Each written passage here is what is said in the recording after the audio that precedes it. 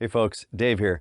Now, one thing stunt people get asked to do a lot is we're given an actor who has no idea what they're doing and told make him look like an expert. And usually we're not given time to make them even competent, let alone an expert.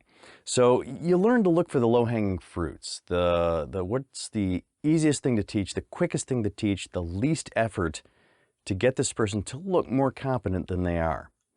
I'm going to share that today. I'm going to give you the first 5 minutes on how to look like an expert with a sword when you have no idea what you're doing. So instinctively, the first thing anybody wants to do when they have a sword on their hip for the first time is this, which you can kind of understand. It's a handle. Handles are for grabbing, but just not with that hand. There's two concepts you got to keep in mind when you're wrangling a sword on your hip. One is that an expert will never get in their own way. An expert is not going to impede their ability to draw their own sword. This, I can't draw it because the other hand's in the way. I got to move my hand first before I can grab it with my sword hand. The other thing you want to keep in mind is that just human nature, anytime a human does something a lot, they tend to gravitate towards the laziest way to do it. So it's important that you look relaxed while you're doing it. So if you only remember one way to wrangle a sword on your hip, do it this way.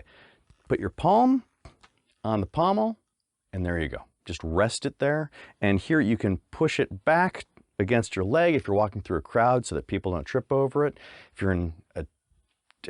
you're crowded in, you can even pull it upright like this so it takes up as least amount of room as possible. If you need to draw it, you can bring it to your sword hand like so, and you're not in the way. And it's nice and relaxed.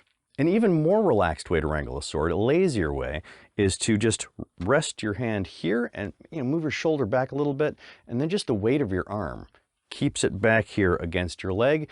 And you've also got a tactile connection to it, so you can feel where it is no matter what's happening. But you just chill here. And if you want to, you can kind of grab it with the back of your hand and move it if you need to.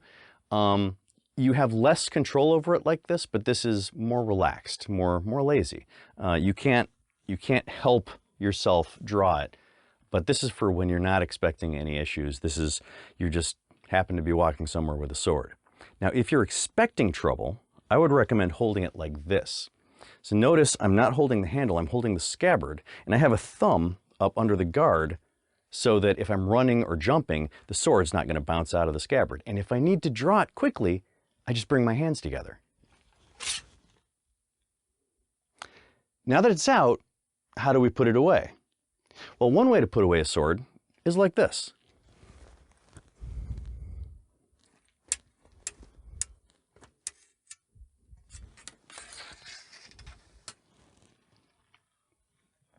And if you just finished a beautiful, precise, intricate, breathtaking fight, and you put away your sword like that, that is going to break the illusion real quick.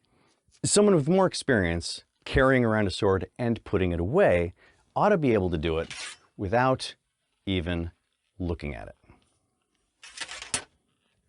Hold the sheath so that you've got the index finger on one side and the thumb on the other. Put the flat of your blade on the index finger, about last 6 inches or so, just whatever you can reliably find without looking. Slide it away until the tip falls off of the index finger onto the thumb, and then use the thumb to guide it into the sheath. Now, depending on the actual weapon you're carrying, you may have to change out the subtleties a little bit. For example, a katana, which is only sharp on one edge and is traditionally in its sheath edge up, you can place on the back of your hand like so, and you draw forward until the blade drops onto your index finger, and then you just guide it into the sheath like that. So something like a cutlass, which is also single-edged, but is traditionally in the sheath blade down, it's a little awkward to do the back edge thing that you do with katana. So in this case, the flat works just as well. Something else I should mention, all of these techniques work with a sharp blade, but I'm kind of assuming that if you have no idea what you're doing, you have a dull theatrical blade. If you have no idea what you're doing with the sword and some idiot puts a sharp blade on your hip, do not draw it.